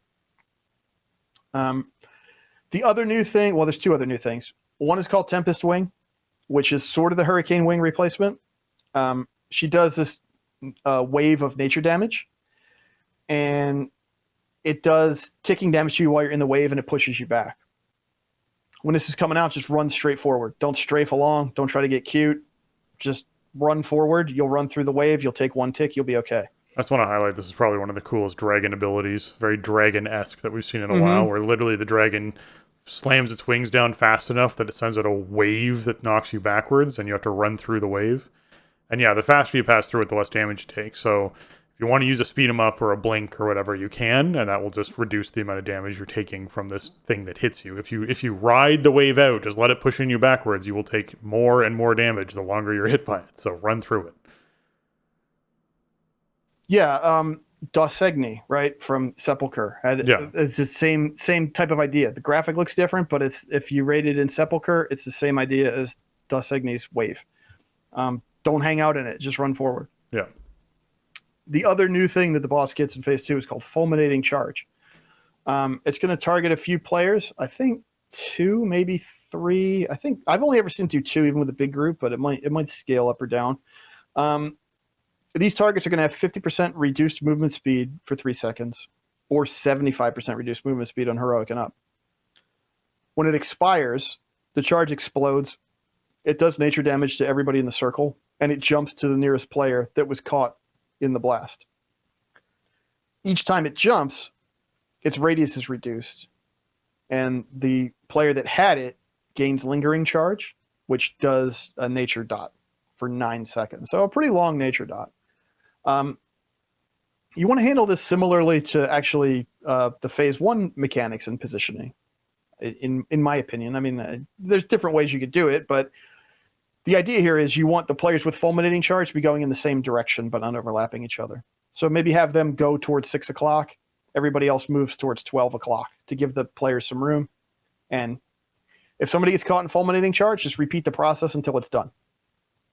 That's really all you're doing. It's very disruptive. These circles are huge at first. So this mechanic sucks in terms of how much it disrupts your positioning and stuff, but you have to deal with it. You can't just let it explode on the raid. So movement abilities and stuff are good here because of the slow. So if you could disengage or blink or what have you and get out to the back, get it as safe as you can, and then get away from, if it jumps to new players and they have to run to 6 o'clock, you get as far away from them as you can back towards 12 o'clock. It's simple. It's just very disruptive. So now you're going to stay on this platform, and this is where second intermission is going to take place. The boss is going to fly up in the air, and again, takes no damage. Again, is going to pick a direction and sweep through and do lightning breath. Don't get caught with that. And probably don't waste GCD shooting the boss. There's going to be one huge ad in the middle of the platform called a Colossal Storm Fiend. It does something that's really annoying, which is that it teleports away and it leaves a bunch of Seeking Stormlings from where it left. The Seeking Stormlings want to get back to the Colossal Storm Fiend. They're going to try to beeline towards it, basically. And if they get there, they heal it for 5% of its max health and increase its damage done by 25% stacking. And these things also have an energy bar, and when the Stormlings get to 100 energy, they become immune to CC. So these are mega high priority. You cannot progress the phase if you do not deal with these. So ideally what you want to do is your tank that's on the Colossal Storm Fiend can try to shade the big ad away from the little ads, and everybody can converge on the little ads, stun them, snare them, blow them up, just make them die before they get to the big ad. It reminds me of Fate Scribe ads is what it reminds me of. Yeah, it's not entirely dissimilar from that. I guess the difference is that the big ad they're trying to get to the big ad instead of trying to get to your tank. Yeah. Right? But it's a similar kind of situation. Yeah. But yeah, these little guys are super high priority, so make sure shockwave them, whatever, just make them die. The Storm Fiend also has an ability called Ball Lightning, which it's like a dodge mechanic similar to the Frost mechanic on Kurog, similar to Halls of Valor, where it's going to channel orbs in certain directions at certain intervals and shoot them, and you need to sidestep them. So, yeah, it's going to stun you if you get hit. It's going to damage you. It's, disruption. It's going to make you move around. It is, I don't like these things because as a tank, you always want to be in there as close to stuff as you can be to try to reposition it, and it's hard to dodge when you're that close. So, Ball Lightning, just watch out for it. This is the Sylvanas Shadow Waves. Yeah, it's similar to that too. I think it's a little easier to dodge than those, at least. But it's way more visually present. It's really easy to see them. Yeah. Yeah. Yeah, but it's it's obnoxious. It's a strafe around type of mechanic. Yeah. It also has a thing called Crackling Energy. It crackles with energy. It does nature damage every 2 seconds. Nothing you can do about it. It also has an ability called Unchecked Energy, where if it dies and there are remaining Colossal Storm Fiends, they get extra attack speed and they gain extra applications of Crackling Energy. So yeah, you just gotta make sure your target priority is on point here, and make sure that the Stormlings are not getting to the Storm Fiends, and that the boss isn't killing you with the breath, and that you're not getting killed with ball lightning and getting stunned, and then you're stunned in a bad thing and you get breathed on, and it kind of snowballs. So clean up Colossal Storm Fiends, and then you're going to move into phase 3, which is where the boss is going to knock you back to the platform you started on. So make sure everybody is at like 6 o'clock on that back platform, and you get knocked back to the main platform. Now it's kill or be killed time, because the boss casts Raging Storm. So this means that the outer area of this platform, the entire circle, is going to have this damaging cloud in it that grows over time. So this is your soft enrage. You're literally going to run out of room in this phase. So you got to kill the boss before you die. Good time to use Heroism, Bloodlust, Time Warp, what have you. Whatever the Drakthir one is called. I'm sorry, Evokers. I just don't know what the spell's called yet. But yeah, this is a long fight. So if depending on how long it takes you to work your way through the first couple phases, you may be able to hero off the pull and then hero again. Although I think the boss leaves phase 1 at like 70%. So all you're really doing is just shortening phase 1, and then you might not get a second hero up at the end potentially. So you definitely want it for this, because as you're learning the fight, like this is where you're going to have problems. Tempest Wing is going to return, the pushback. Fulminating Charge is going to return, the circles that are huge that get smaller when they hit somebody. Lightning Breath is going to return. She's going to face a direction, breathe lightning. Don't stand in that. Lightning Strikes are going to return. The blue swirlies, don't stand in those. Electric Scales are going to return. Damage that you just have to heal. There is a new wrinkle for phase 3. Now, granted, we already have the Raging Storm wrinkle, which makes especially the Fulminating Charge wrinkle a tad wrinklier. We also have Thunderous Blast, which tanks need to be keenly aware of. She's going to focus a Thunderous Beam on her current target for 2 seconds, inflicting nature damage to players within it every 0.3 seconds, and applying Thunderous Energy to them. So this is a tank buster, and it also is an alliance. So your tank needs to be off to the side of your group. You want your tank like 15 degrees off or whatever, If the group's at 6 o'clock, you want the tank at like 7 o'clock, for example. Because this is really bad if it hits anybody other than the tank. Now, Thunderous Energy makes the target explode after 1.5 seconds and applies Thunderstruck Armor to the target and inflicts nature damage to all players. The damage is reduced by reducing the damage taken from Thunderous Blast.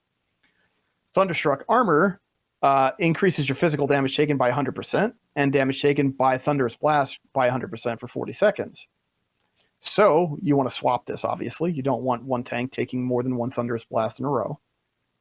And also, if you load up your mitigations, your shield walls and such around Thunderous Blast, you can reduce the damage the raid takes. So that's important to do. That's really it for normal mode. Heroic adds an ability called Magnetic Charge, which marks players with Magnetic Charge for 8 seconds.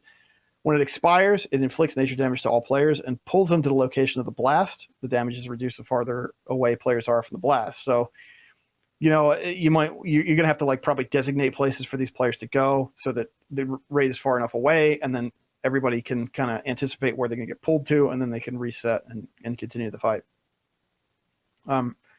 Thunderous Blast is no joke, and even on normal mode, if you don't do it right, your tank is going to die, or your tank is going to kill the group, and you won't have enough left over to push the boss over. So, just smart positioning is really important as this fight proceeds. And in phase 3, you start running out of space, so you got to kill it before you die, and you got to make sure that you have a plan, right? Where's your tank going to stand, and how is the group going to stay out of the way, and everything like that.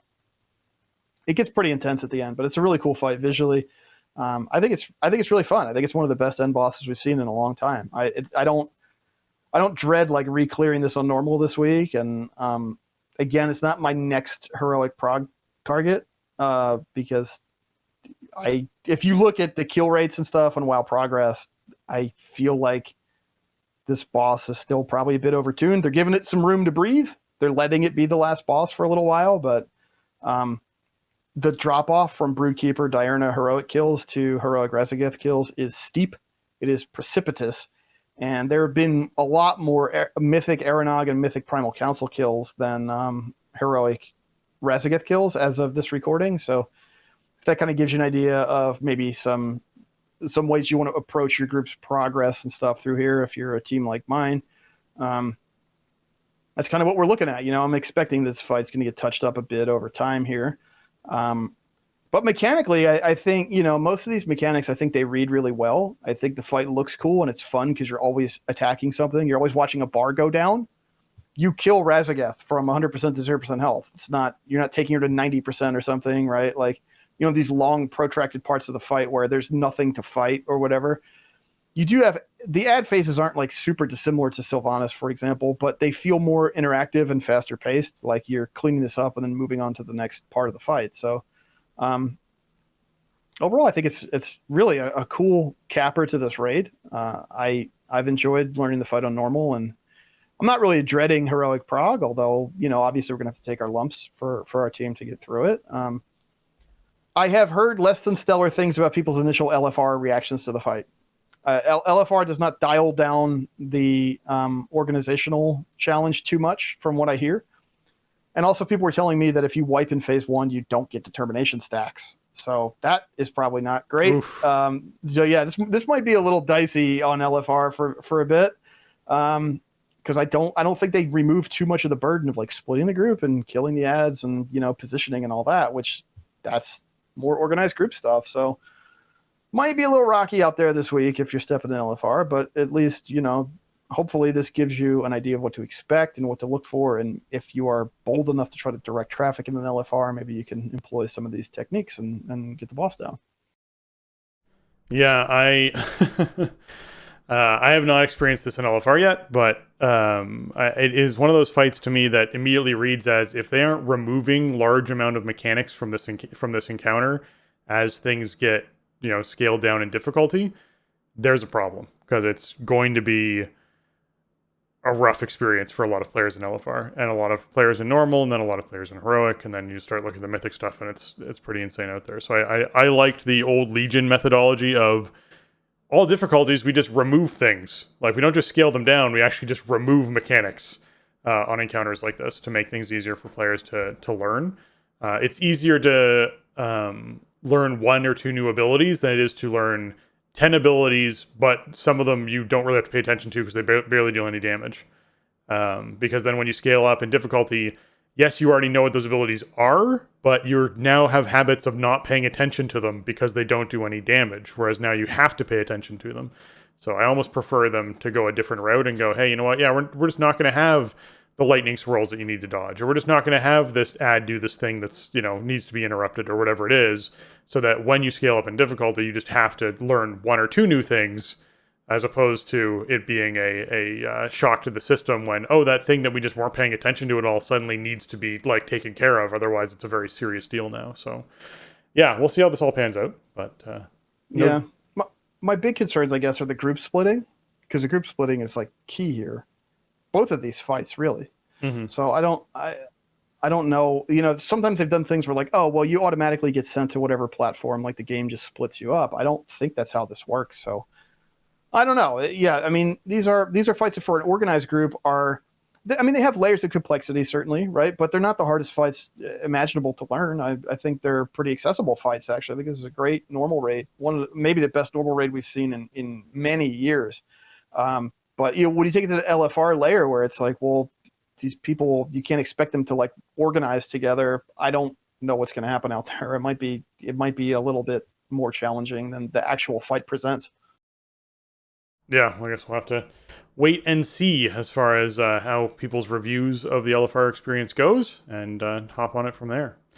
All right, with that, we want to take a moment to give a shout out to all of our patrons. Thank you so much for everything you contribute to the show. And a special shout out today to Arajian, Celian, Kapawi, Max, Mibble the Mighty, Nick, Shorel, Zalius, and Viper. Thank you so much for hopping in and supporting the show. Really appreciate it, and appreciate all that you folks do for our show. The people on that tier make a big difference and help us, really contribute to helping the show out. So thank you so much. If you're trying to find our Patreon, you can find it over at patreon.com/thestartingzone. And we are still working out the kinks as to what is going to be the new reward for our stuff this go around this month, or whether it's every 3 months or what we choose to do. We need to actually sit down and have a business meeting between Jason and I to sort those sorts of things out. So we'll do that, and we'll get back to you all with what we came up with idea-wise, and maybe there'll be a poll inside the Discord, which you can find over at thestartingzone.com/Discord. And if you're a patron, you get little reward tiers for that. Depending on your patron tier, you have access to different channels, different colored names, that sort of fun stuff. And we got plans for 2023, so we'll let you know what's popping up. Absolutely. Welcome aboard, new patrons. I mean, the support for the show of late has been incredible. And just want to say thanks to everybody who supported the show over the years, and makes it possible for us to, keep the show going and keep it on track, keep it on schedule to do big episodes. I mean, this has been a pretty long episode for sure. And, and trying to balance that all out with the other stuff we have going on in our lives and jobs and all that, the Patreon support goes a long way to making sure that we can deliver the show that you guys expect. So thank you all for that. And Jason and I were sharing pipe dreams before the show started of being able to go full-time on TSZ, and patrons are the way that's going to happen. So need everyone supporting the way they can, because that'll be a dream of ours way down the line once things really sort of take off as far as that goes. But yeah, big shout out to our newest patrons, Jeremy S., Sturk, Pasta Matt, and Tim E. Thank you so much for the support. You guys are awesome. And looking forward to what we got going on in 2023. All right, if you folks have enjoyed this episode of The Starting Zone, consider handing on over your iTunes, your Apple Podcasts, leave that 5-star review. They really help out our show, and we love reading reviews from our listeners. This one comes in from Helia, entitled, "Great show about anything Warcraft." It says, "These guys are awesome, and the show is packed with important information about things Warcraft. Highly recommend." So thank you so much, Helia. I appreciate you taking the time. I know it's a pain in the butt to go into your iTunes, your Apple Podcasts, and leave those reviews. But they mean a lot. They move us up those charts. They help more people find the show. You can actually see the boost happen on some of our episodes when this takes place, when people do these sorts of things. So it means a lot to get those reviews. Thank you again. And great little review there. Yeah, absolutely. Thanks for checking in. We appreciate you taking the time to write in. And the reviews really do help with discovery and all that. It's just the nature of the space. So I know iTunes may not be everybody's preferred platform, but it is the kind of the big discovery platform. So thank you for taking the time to do that. Yeah. Although Spotify is catching up. We're getting there. Spotify, iTunes it's still like a 2-to-1 for iTunes for listenership. But yeah, it's Spotify is getting there. People seem to like their Spotifys, which is great. That wraps up episode 561 of The Starting Zone. If you want to check out show notes for this episode or leave us a comment on the show, head on over to startingzone.com, the official website for the Starting Zone podcast. If you want to contact the show and leave us your feedback or ask a question, you can email us at thestartingzone@gmail.com or reach out to us on Twitter. Or obviously, like I said earlier, join us in Discord at thestartingzone.com/Discord. You can just go there and it gives you the link and you click it and you pop into the channel and then you can chat away. If you want to get your hands on some TSZ gear, you can find that over at TeePublic. That's teepublic.com/stores/thestartingzone. Check out all the designs on shirts and mugs and stickers and all that kind of fun stuff. And Jason, where can folks find you on the internets? The best place to find me is always over on Twitter. You can find me over there at Shieldwald. You can also find me streaming WoW over on twitch.tv/Shieldwald and sometimes youtube.com/Shieldwald. I have that YouTube out there. I was co-streaming for a while, but kind of having like impacts to my game experience I don't love, and the audience is mostly on Twitch. So YouTube streams have been quiet. I don't know. I'm going to keep tweaking it maybe. But so check both of the streaming channels out. Streams are Tuesdays, Wednesdays, and Sundays, 7:30 Eastern. Doing Vault of the Incarnates, doing Thundering Keys, and all kinds of other Dragonflight stuff. So come check that out too. Awesome. You can find me on Twitter at Spencer_Downey. My Twitch channel is twitch.tv/SpencerHD. And I have a YouTube channel at youtube.com/@SpencerHD. And with that, for Jason and myself, we want to say thanks for listening, and jobs done.